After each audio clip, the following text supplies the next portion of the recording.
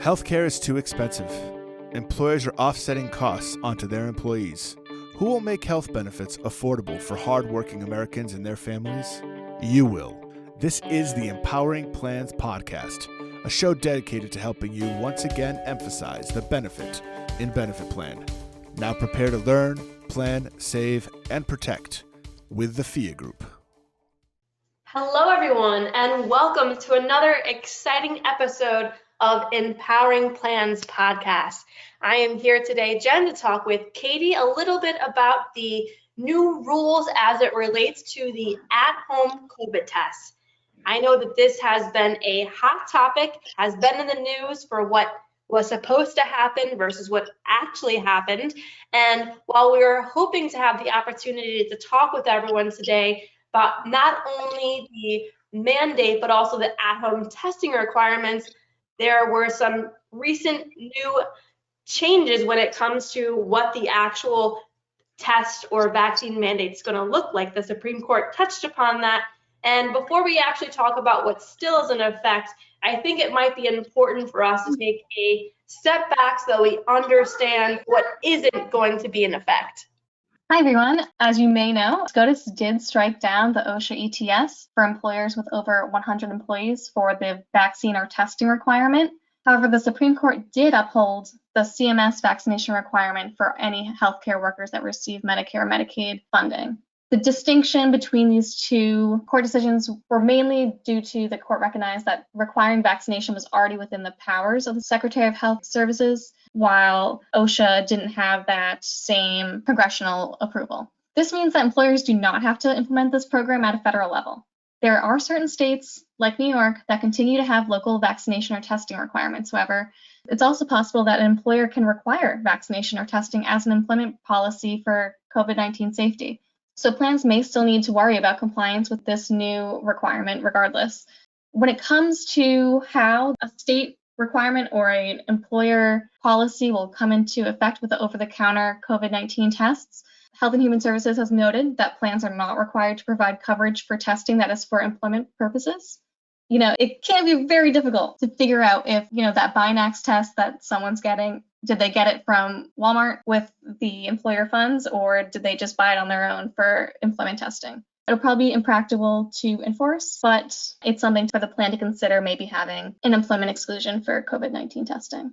Yeah, that's a great point, Katie. And this is going to be confusing when you're compounding the Supreme Court decision with the FAQs that were recently released about what actually a plan must cover. So, taking a step back, it's hard for us to kind of recall because it seems like these regulations are compounding that first here's a rule, we're going to evolve it and change it a bit, and they keep layering and layering on top of each other. So originally, when the Families First Coronavirus Response Act was passed 2 years ago nearly at this point, and it outlined that the plans did need to cover certain items and benefits as it related to the COVID testing requirement. That had been modified by the CARES Act, again, about 2 years ago, expanding the scope of the test that might be covered. But we knew that as of 2 years ago, our plans needed to have a benefit to make sure that diagnostic testing was eligible for coverage under the plan. And this was a benefit that needed to be covered for both grandfathered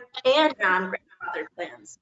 Also a couple of years ago, when we were looking at those requirements, if you take a peek back at those FAQs that had been issued a couple of years ago, they did have the note at that time that there should be a coverage availability requirement for at-home COVID testing. But if you remember back, Katie, that little caveat for the at-home COVID testing said that that test actually had to be ordered by a healthcare provider or physician, and otherwise the test met the criteria and was medically appropriate for that particular individual. And then nothing happened because there were not any that would fall within that general category. But recently, we all know, and we all have been watching the news, there are some FDA approved and authorized COVID diagnostic tests that would now fall within that category. And with the recent administration, there was an announcement saying that in light of this, we want to make sure that testing and access to testing is more available. So there was the request to modify the rules to extend the application of the COVID testing requirements for individuals to include those at-home COVID tests. So I'm looking and trying to digest these rules. It seems like there are a lot of pieces, a lot of components, and a lot of open questions for employers when it comes to these regulations, from what is it that I need to do with my employment policy or procedures about COVID-19 that I already have in place. I know that I don't have to have the testing requirements based on the Supreme Court, but do I still need to revisit policies or protocols to make any adjustments? I know that I had changed my plan a couple of years ago to accommodate the COVID testing requirements that had been in place, but as a result of these new January 2022 regulations, are further modifications necessary? I think it's going to present a lot of questions for employers, and I know that there are certain things and limitations that plans and employers need to be aware of, and I do think that the safe harbors were pretty interesting here about what they were allowing or disallowing and what caveats plans could put in place to put some provisions in their plan. You want to talk a little bit more about those two safe harbors? Absolutely. So the primary safe harbor that most plans, or actually any plan, will be eligible for is limiting the over-the-counter testing requirements to 8 tests per month per participant. The HHS guidance notes that only 8 tests are required, but that does not include any over-the-counter or ordered tests by a healthcare physician that are medically necessary. So plans are able to place limitations and take advantage of this first safe harbor so long as they are covering any of the other thicker requirements for ordered tests by a healthcare provider. And the other main safe harbor is in regards to the reimbursement portion of the over-the-counter testing guidance. The main default way that plans will be able to reimburse employees and participants are the participant goes to a retailer or a pharmacy, gets a COVID test, pays up front, and submits a claim for reimbursement through the plan. The claim will have to be paid for the actual out-of-pocket costs paid by the participant at the retailer. The second option is strongly encouraged by the administration and is referred to as another safe harbor. The administration is incentivizing insurers and plans to set up contracts with preferred pharmacies or retailers with no out-of-pocket cost to participants. The plan would then cover the cost upfront, which would eliminate the need for consumers to submit claims for reimbursement through the plan. This can also create a strong financial incentive for plans to form these networks in order to have ease of access for participants, but also through this safe harbor, plans are able to limit out-of-pocket reimbursement for any over-the-counter tests that are obtained outside of this little network that they create for the COVID tests. In most cases, plans may be able to get a network set up through their PBM itself, but you might be able to work with local pharmacies or retailers that have access to over-the-counter COVID tests and can reliably source tests for all of your participants throughout any of the locations that you have participants in. Katie, can I ask about that? So as far as getting these set up, and for a plan to take advantage of this particular safe harbor, they have to set up, like you mentioned, this network or this arrangement, and you mentioned it could potentially be done by the PBM or maybe the TPA, or maybe the employer has a relationship for their plan for DPC. Maybe you could set it up that way. This is in effect already. So yeah. Time is of the essence here. And how is this supposed to be done? Are there any sort of parameters or considerations for what is sufficient, what is enough in order to say that you have satisfied that requirement of having that arrangement or network or agreement, whatever name you want to call it, put in place so that you can actually take advantage of this safe harbor?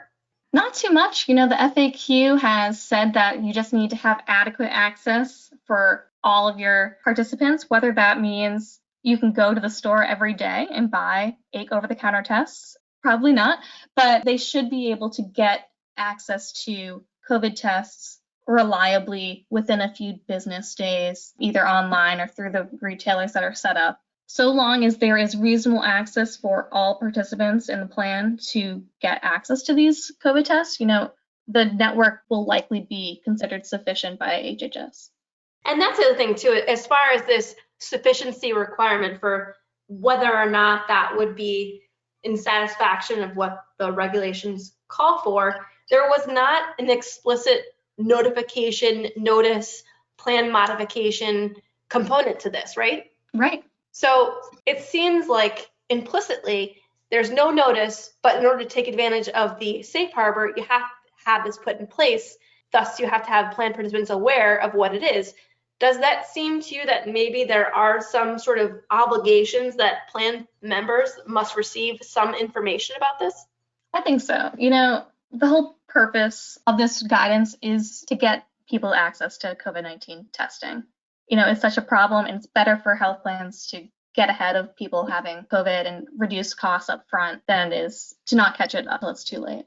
Yeah, it just seems like there's a lot of stuff for us to digest here, and knowing that we have these rules, they are technically in effect now. What now? Is there any sort of recommendation or guidance or questions that you think employers should be running through in their minds or with their internal benefits team or administrators or PBM? What should they be doing to make sure they are as prepared as possible to get everyone access?